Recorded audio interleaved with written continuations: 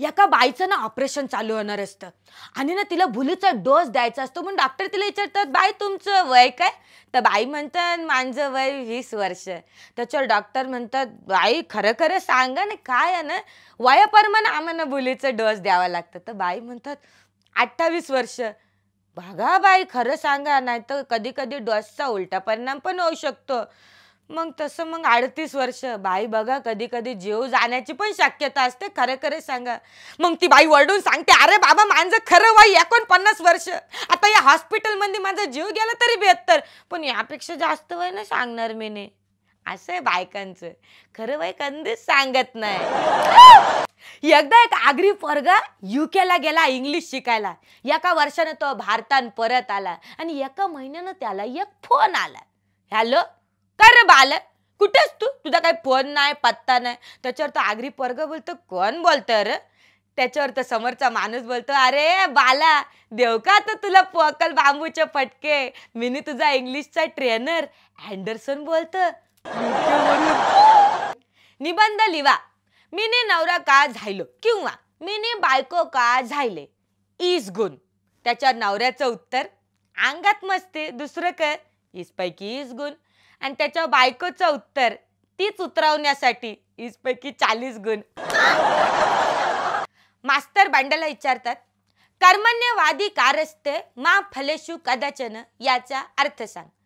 बंड्या म्हणतो, कर्मच नसल्यामुळे राधिका रस्त्यावर फिरत असते, कदाचित तिला फल घ्यायची असतील.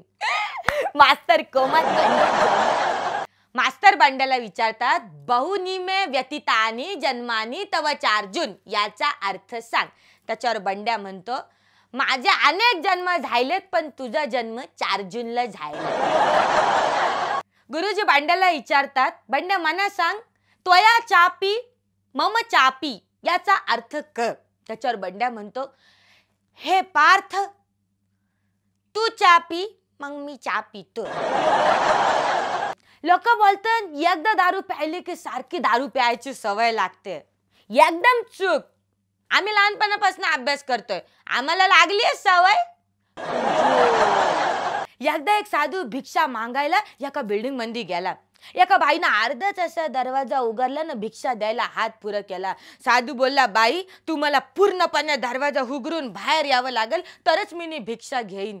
त्याच्यावर त्या बाईनं पूर्ण दरवाजा उघडला, ती पूर्ण बाहेर आली न भिक्षा द्यायला हात पुरं केला. तर साधूनं तिचा हात खट्ट पकडला न बोलला, हा हा हा हा हा, मिनी भिक्षुक नाही, मिनी रावण. त्याच्यावर ती बाई बोलली, हा हा हा हा हा हा, मिनी पण सीता नाही, मिनी कामवाली बाई सुमन. मास्तरांनी त्यांच्या मोबाईल मध्ये हेमा नावानं नंबर सेव्ह केला. तर बायकोने मास्तरांना विचारलं, काय ही हेमा कोण?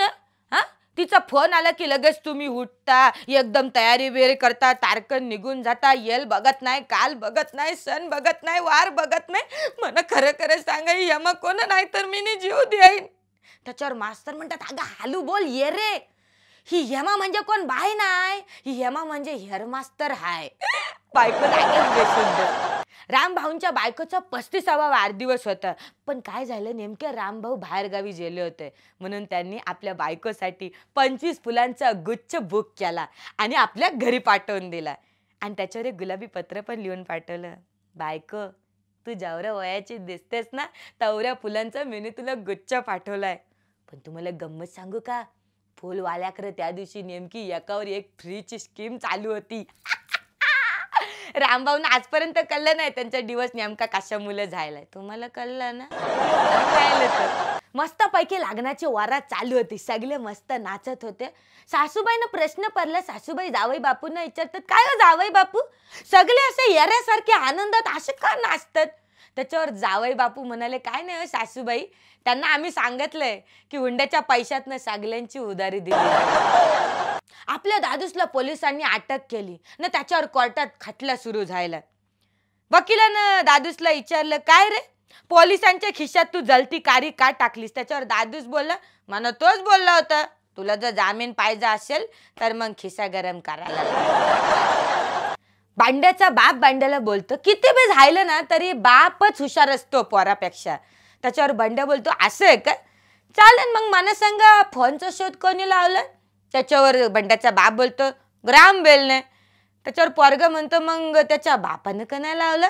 बंड्या 15 दिवस झाले अजून मार खातोय.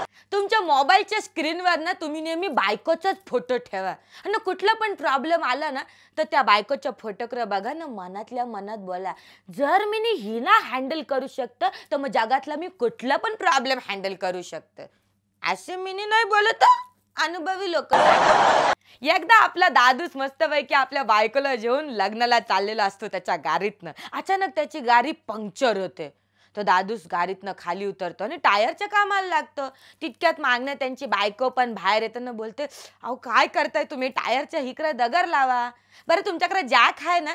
अहो काय करताय, जरा हलू. अहो जरा पटकन करा ना, आपल्या लग्नाचं मुहूर्त टलल. नाही हल्ली तुमची जरा सवय गेली ना, अशी लय बडबड करते. तितक्यात एक बाईकवाला असा बाजून येतो आणि दादूसला विचारतो, दादूस मी तुमची काय मदत करू का? त्याच्यावर दादूस म्हणतो, एक काम कर, माझ्या बायको बरोबर 5 मिनिटं गप्पा मार, तोपर्यंत मी टायर बदल. आता तुम्ही मला सांगा यातलं नेमकं कोण येर? कस्टमर दुकानदाराला म्हणतं, ऐका ना मला एक कोलगेट द्या. त्याच्यावर दुकानदार बोलतो, कुठली? कस्टमर बोलतो, पेप्सोडेंट. कळलं कोण येर? सांगा ना. जे घर हौशेने बांधलेलं असतं त्याला बोलतात हाऊस. ज्या घरात होम हवन चालतं त्याला बोलतात होम. ज्या घरात हवा खेळती राहते त्याला बोलतात हवेली. ज्या घराच्या भिंतींना कान असतात त्याला बोलतात मकान. ज्या घरात गरम होतं पण झोप चांगली येते त्याला बोलतात झोपडी. आणि ज्या घराचे हप्ते फिरून फिरून लोक आरवी होतात त्याला बोलतात फ्लॅट. झालं ना. एक नवरा आपल्या नाराज बायकोच्या माहेरी दररोज फोन करत असतो. त्याच्यावर त्याची सासू म्हणते, जावई बापू तुम्हाला किती वेळा सांगितलं, आता ती नाही येणार तिकडं. किती वेळा सांगितलं, का तुम्ही रोज रोज फोन करता आम्हाला? त्याच्यावर तो नवरा म्हणतो, काय ना ऐकायला छान वाटतं ना. एका लग्नामध्ये नवरीनं घेतलेला उखाणा, लाल मने तोरले काले मने जोरले, सूरजरावांसाठी मी 7 जण सोरले. गेले ना सूरजराव मांडवतनं पळून. एकदा एक बाजार भरलेला असतं. आपला दादूस तिकडे म्हशी विकत असतो. दादूसकडे एक गिराईक येतं आणि विचारतं, या म्हशीची किंमत किती? दादूस बोलतो 35,000. त्याच्यावर तो गिराईक बोलतो, 35,000? आवरे काय पण, या म्हशीला तर एकच डोला. त्याच्यावर दादूस म्हणतो, तुम्हाला या म्हशीचं दूध पाहिजेल का तुम्ही या म्हशीकडनं भरीतकाम करून घेणार?